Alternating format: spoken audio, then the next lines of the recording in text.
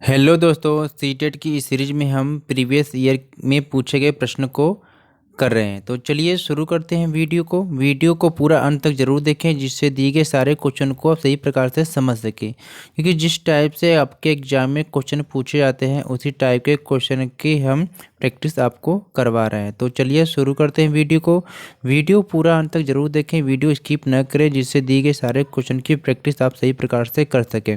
जैसा कि आप सभी जानते हैं प्यारे दोस्तों की कंप्यूटर बेस्ड जो पेपर हमारा है और उसमें 15 नंबर के जो क्वेश्चन होते हैं वो थ्योरिकल होते हैं। 15 नंबर का जो क्वेश्चन होते हैं ये आपके पेडागोजी से होते हैं। और जो पैराग्राफ के जो क्वेश्चन होते हैं, या गद्य हो या पद्य हो, आप सभी जानते हैं कि ऑफलाइन पेपर में होता क्या था, एक गद्य पैराग्राफ एक पद्य पैराग्राफ आता था और उसी में से सारे क्वेश्चन 15 के 15 बन जाते थे। लेकिन कंप्यूटर बेस्ड पेपर में ऐसा है कि प्रत्येक क्वेश्चन की यानी एक क्वेश्चन के लिए एक पैराग्राफ, दूसरे क्वेश्चन के लिए दूसरा पैराग्राफ, यानी कि अगर 15 क्वेश्चन आपके पूछे जाते हैं पैराग्राफ से तो 15 के 15 पैराग्राफ आपको अलग अलग दिए जाएंगे। यानी कि आपको पेपर पढ़ने में टाइम बहुत आपको लगेगा।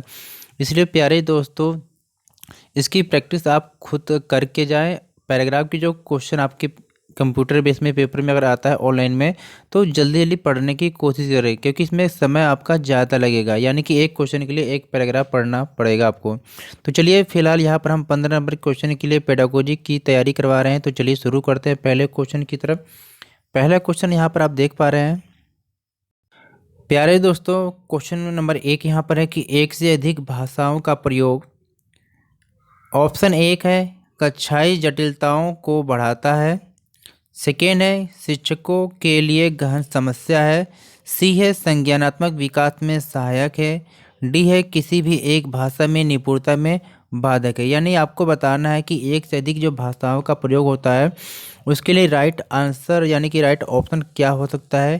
तो क्वेश्चन नंबर 1 के लिए जो राइट ऑप्शन है ऑप्शन सी, यानी कि संज्ञानात्मक विकास में सहायक है। यानी एक से अधिक भाषाओं का प्रयोग संज्ञानात्मक विकास में सहायक है। चलिए दोस्तों चलते हैं अगले क्वेश्चन की तरफ। यहाँ पर हमारा सेकेंड क्वेश्चन है कि दृष्टिबाधित बच्चों को भाषा सिखाते समय, यानी कि जो बच्चे देखने में समस्या होती है उनको उनको भाषा सिखाते समय किन बातों का ध्यान रखना चाहिए। ऑप्शन ए है उन्हें कक्षा में अलग बैठाना चाहिए ताकि उन पर विशेष ध्यान दिया जा सके। उन्हें विभिन्न भाषिक गतिविधियों में शामिल नहीं करना चाहिए। सी है कम पाठों वाली पाठ्य पुस्तक का निर्माण किया जाना चाहिए। डी है अधिक से अधिक मौखिक भाषा का प्रयोग करना चाहिए। तो प्यारे दोस्तों यहाँ पर पूछा जा रहा है कि दृष्टिबाधित जो बच्चे होते हैं इनको भाषा सिखाते समय क्या करना चाहिए। तो इसके लिए जो राइट आंसर हो जाएगा ऑप्शन डी, यानी कि दृष्टिबाधित बच्चों को भाषा सिखाते समय अधिक से अधिक मौखिक भाषा का प्रयोग करना चाहिए। मौखिक भाषा का प्रयोग इसलिए करना चाहिए क्योंकि जो दृष्टिबाधित बच्चे होते हैं उन्हें देखने में समस्या होती है, इसलिए उनको भाषा सिखाते समय अधिक से अधिक मौखिक भाषा का ही प्रयोग करना चाहिए। ठीक है, चलिए चलते हैं तीसरे क्वेश्चन की तरफ। तीसरा क्वेश्चन यहाँ प्रकार है कि प्राथमिक स्तर पर भाषा की पाठ्य पुस्तकों में किस तरह की रचनाओं का स्थान दिया जाना चाहिए। प्राथमिक स्तर पर भाषा की पाठ्य पुस्तकों में किस तरह की रचनाओं को स्थान दिया जाना चाहिए। ऑप्शन ए विदेशी साहित्य की रचनाएं। बी है ऐसी रचनाएं जो बच्चों के परिवेश से जुड़ी हो और जिनमें भाषा की अलग अलग छटाएं हैं।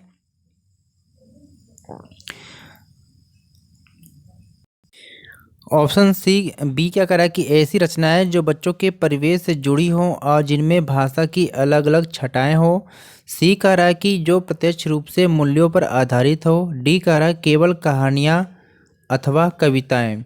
यानी आपको बताना कि प्राथमिक स्तर पर भाषा की पाठ्य पुस्तकों में किस तरह की रचनाओं को स्थान दिया जाना चाहिए। तो इसके लिए राइट आंसर यहाँ पर हो जाएगा प्यारे बच्चों ऑप्शन बी, यानी कि ऐसी रचनाएं जो बच्चों के परिवेश से जुड़ी हो और जिनमें भाषा की अलग अलग छटाएं हो। यानी कि प्राथमिक स्तर की भाषा की पाठ्य पुस्तक में इस तरह की रचनाओं का स्थान दिया जाना चाहिए जिसमें ऐसी यानी कि जो बच्चों के परिवेश से जुड़ी हो और जिनमें भाषा की अलग अलग क्या है छटाएं हैं। ठीक है, तो प्राथमिक स्तर पर भाषा की पाठ्य पुस्तकों में ऐसी ही रचनाएं जो बच्चों के परिवेश से जुड़ी हो और जिनमें भाषा की अलग अलग छटाएं हों को स्थान दिया जाना चाहिए। चलिए दोस्तों चलते हैं क्वेश्चन नंबर 4 की तरफ। प्यारे दोस्तों, अगर आप चैनल पर पहली बार विजिट कर रहे हैं तो चैनल को सब्सक्राइब करें इसी तरह की वीडियो को देखने के लिए, और वीडियो को लाइक करें और ज़्यादा से ज़्यादा अपने दोस्तों के बीच में वीडियो को शेयर करें, क्योंकि वीडियो आपके लिए बनाई जा रही है तो आप तक पहुंचना चाहिए। यानी कि जो आपके भी साथी इस प्रकार की सीटेट की तैयारी कर रहे हैं तो उन लोगों तक इस वीडियो को शेयर करें, ठीक है। चलिए क्वेश्चन नंबर 4 यहाँ पर है कि निम्नलिखित में से कौन सा बच्चों की भाषिक क्षमता के आकलन का सबसे उचित तरीका, यानी कि अगर बच्चों की भाषिक क्षमता का आकलन किया जा रहा है तो इनमें से सबसे उचित तरीका कौन सा हो सकता है।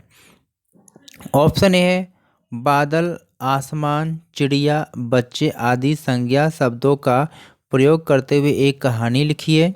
संज्ञा की परिभाषा को पूरा कीजिए।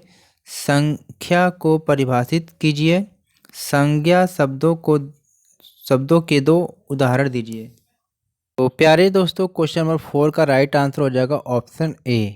यानी क्या करना है हमें कि बच्चों की भाषिक क्षमता के आकलन के लिए सबसे उचित तरीका है कि बादल, आसमान, चिड़िया, बच्चे आदि संज्ञा शब्दों का प्रयोग करते हुए एक कहानी लिखिए, ठीक है।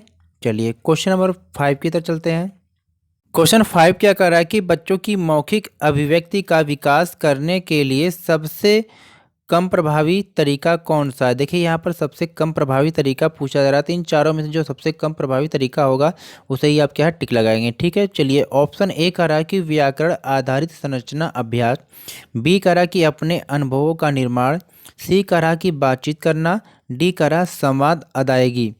तो क्वेश्चन नंबर 5 का जो यहाँ पर राइट आंसर होने वाला है ऑप्शन ए हो जाएगा, यानी व्याकरण आधारित संरचना अभ्यास। यानी कि बच्चों की जो मौखिक अभिव्यक्ति का विकास करने के लिए सबसे कम प्रभावी तरीका क्या है, व्याकरण आधारित संरचना अभ्यास, ठीक है। चलिए आगे चलते हैं अगले क्वेश्चन की तरफ। क्वेश्चन नंबर 6 क्या कर रहा है कि निम्नलिखित में से कौन सा द्वितीय भाषा शिक्षण का उद्देश्य नहीं है, ठीक है। आपसे पूछा जा रहा है कि द्वितीय भाषा शिक्षण का उद्देश्य नहीं पूछा जा रहा है।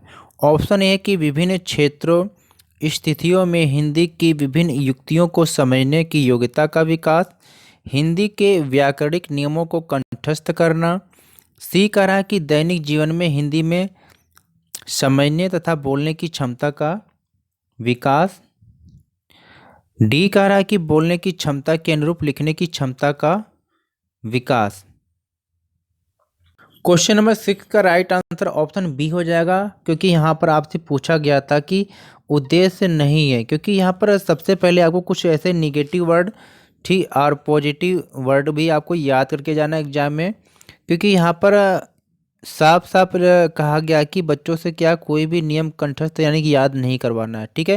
तो कुछ ऐसे शब्द भी अगर पेपर में आपको आ जाए तो उसको आप पहले ही टिक लगा देंगे। चलिए चलते हैं अगले क्वेश्चन की तरफ।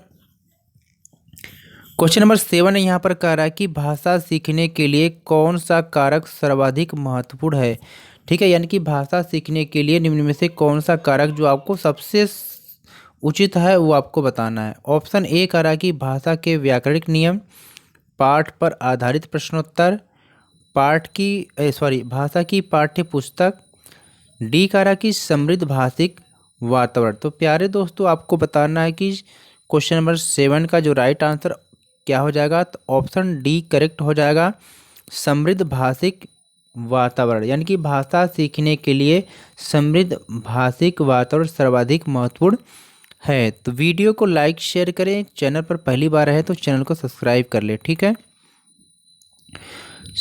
क्वेश्चन नंबर 8 यहाँ पर है, हिंदी भाषा का मूल्यांकन करते समय आप सबसे ज़्यादा किसे महत्व देंगे। देखिए जब हिंदी भाषा का मूल्यांकन किया जा रहा है तो उसमें सबसे ज़्यादा जिस चीज़ पर यानी जिसे महत्व दिया जा रहा है उसे आपको बताना है। ऑप्शन ए है सीखने की क्षमता का आकलन, बी है काव्य सौंदर्य, सी कह रहा कि निबंध लिखने की योग्यता, डी कह रहा व्याकरणिक नियम। तो इन चारों ऑप्शन में जो सबसे आपको सटीक लग रहा है वो आपको बताना है। तो क्वेश्चन नंबर जो 8 का राइट आंसर होने वाला ऑप्शन ए, कि हिंदी भाषा का मूल्यांकन करते समय सीखने की क्षमता के आकलन को सबसे अधिक महत्व दिया जाना चाहिए। ठीक है, चलिए क्वेश्चन नंबर 9 यहाँ पर है कि एक बहुभाषिक कक्षा में आप किसे सबसे कम महत्व देंगे। देखिए, एक बहुभाषिक क्लास आपकी है, उसमें आप सबसे कम महत्व किसे देंगे। ठीक है, ऑप्शन ए यहाँ पर है कि विभिन्न प्रकार का बाल साहित्य, बी है कक्षा में विभिन्न प्रकार की सामग्री से समृद्ध वातावरण, सी कह रहा है कि सॉरी ऑप्शन सी कह रहा है कि कक्षा के बहुभाषिक और बहुसांस्कृतिक संदर्भों के प्रति संवेदनशीलता, ऑप्शन डी कह रहा है कि बच्चों को सिखाना कि दो भाषाओं के मध्य विद्यमान समानता व अंतर का विश्लेषण कैसे किया जाए। वह अंतर का विश्लेषण कैसे किया जाता है। तो क्वेश्चन नंबर जो 9 है, इसका जो राइट आंसर हो जाएगा ऑप्शन डी, यानी कि बच्चों को सिखाना कि दो भाषाओं के मध्य विद्यमान समानता व अंतर का विश्लेषण कैसे किया जाता है, एक बहुभाषिक कक्षा में सबसे कम महत्व दिया जाना चाहिए। चलिए क्वेश्चन नंबर 10 की तरफ चलते हैं कि भाषा की पाठ्य पुस्तक का निर्माण करते समय सबसे कम महत्वपूर्ण बिंदु है। यानी एक भाषा की पाठ्य पुस्तक का निर्माण जब किया जा रहा है तो उसमें सबसे कम जो महत्वपूर्ण बिंदु है वो कौन सा हो सकता है। तो ऑप्शन ये यहाँ पर है कि अभ्यासों में वैविध्य, पाठों की संख्या, विषय वस्तु में वैविध्य, और ऑप्शन डी है कि भाषा की विभिन्न छटाएं। ठीक है, क्वेश्चन नंबर 10 का राइट आंसर हो जाएगा ऑप्शन बी, यानी कि भाषा की पाठ्य पुस्तक का निर्माण करते समय सबसे कम महत्वपूर्ण बिंदु है पाठों की संख्या है। चलिए क्वेश्चन नंबर 11 की तरफ चलते हैं। बहुभाषिकता क्या है। ऑप्शन ए, भाषाई समृद्धि को खतरे में डालती है, भाषा सीखने में बाधा उत्पन्न करती है, भाषा सीखने में महत्वपूर्ण संसाधन है, ऑप्शन डी है कि भाषा सिखाने में बहुत बड़ी बाधा है। तो क्वेश्चन नंबर जो आपका 11 है, इसका जो राइट आंसर हो जाएगा ऑप्शन सी, यानी कि जो बहुभाषिकता है भाषा सीखने में एक महत्वपूर्ण संसाधन है। चलिए क्वेश्चन नंबर 12 की तरफ चलते हैं। भाषा के बारे में आपको बताना है। ऑप्शन ए कि विद्यालय में ही सीखी जाती है, बी है एक नियमबद्ध व्यवस्था है, सी है कि सदैव व्याकरण के नियमों का ही अनुगमन करती है, डी है नियमों की जानकारी से ही निखरती है। यानी आपको बताना कि भाषा क्या है। तो ऑप्शन सी यहाँ पर करेक्ट हो जाएगा, यानी कि भाषा क्या है, सदैव क्या है, सॉरी दोस्तों, क्वेश्चन नंबर 12 का ऑप्शन 20 करेक्ट है। यानी कि भाषा क्या है, तो भाषा एक नियमबद्ध व्यवस्था है। ठीक है, तो क्वेश्चन नंबर 12 को सही कर लेंगे, ऑप्शन बी करेक्ट हो जाएगा, यानी कि भाषा एक नियमबद्ध व्यवस्था है। चलिए क्वेश्चन नंबर 13 को देखते हैं कि बच्चे विद्यालय आने से पहले, यानी कि जब बच्चे विद्यालय आते हैं तो उससे पहले वे क्या होते हैं। ऑप्शन ए, अपनी भाषा की नियमबद्ध व्यवस्था की व्यवहारिक कुशलता के साथ आते हैं, कोरी स्लेट होते हैं, सी, भाषा का समुचित उपयोग करने में समर्थ नहीं होते, डी है भाषा के चारों कौशलों पर पूर्ण अधिकार रखते हैं। तो क्वेश्चन नंबर 13 का राइट आंसर जो होने वाला है ऑप्शन ए, यानी कि जब बच्चे विद्यालय आते हैं तो उससे पहले क्या होते हैं, अपनी भाषा की नियमबद्ध व्यवस्था की व्यवहारिक कुशलता के साथ आते हैं। ठीक है, क्वेश्चन नंबर 14 यहाँ पर है कि भाषा अर्जन और भाषा अधिगम के संदर्भ में कौन सा कथन सही नहीं है। आपको पूछा जा रहा है कौन सा कथन सही नहीं है। ऑप्शन ए है कि भाषा अर्जन में विभिन्न संकल्पनाएं मातृभाषा में बनती हैं, भाषा अधिगम में कभी भी अनुवाद का सहारा नहीं लिया जाता, सी कह रहा है कि भाषा अर्जन सहज और स्वाभाविक होता है जबकि भाषा अधिगम प्रयासपूर्ण होता है, डी ऑप्शन कह रहा है कि सांस्कृतिक विभिन्नता भाषा अर्जन और भाषा अधिगम को प्रभावित करने वाला महत्वपूर्ण कारक है। तो क्वेश्चन नंबर जो वो आपका 14 है, इसका जो राइट आंसर हो जाएगा ऑप्शन नंबर बी, यानी क्या है, ऑप्शन बी कह रहा है कि भाषा अधिगम में कभी भी अनुवाद का सहारा नहीं लिया जाता है। यह कथन सही नहीं है, क्योंकि आपको ध्यान देना कि पूछा जा रहा है कि कौन सा कथन सही नहीं है। ठीक है, चलिए आगे देखते हैं। क्वेश्चन नंबर 15 यहाँ पर है कि मंदिरा पहली कक्षा में पढ़ती है और वह मुझे आम बहुत अच्छा लगता है, मैं थक गई आदि वाक्यों का प्रयोग करती है। तो बताना है कि मंदिरा, आपको बताना है कि कौन सा ऑप्शन सही हो जाएगा मंदिरा के संदर्भ में।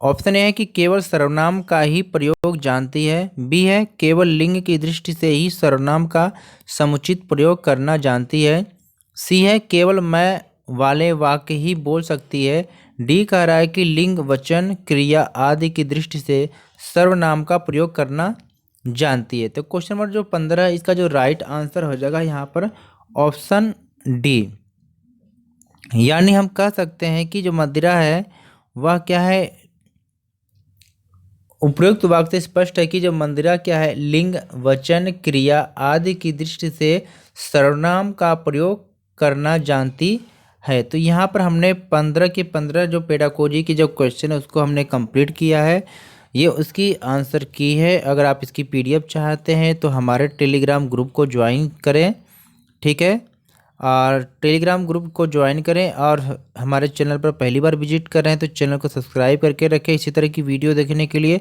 इंस्टाग्राम पे भी हमें फॉलो कर सकते हैं, और कमेंट करके बताएं कि आपके कितने क्वेश्चन सही हुए। और कोई भी अगर समस्या होती है, कोई सुझाव आपका है तो कमेंट में ज़रूर बताएं, हमें आपके सुझाव का इंतज़ार रहेगा। तो चलिए प्यारे दोस्तों, फिर मिलते हैं इसी तरह की वीडियो को देखने के लिए। तब तक नमस्कार, घर पर रहिए, स्वस्थ रहिए।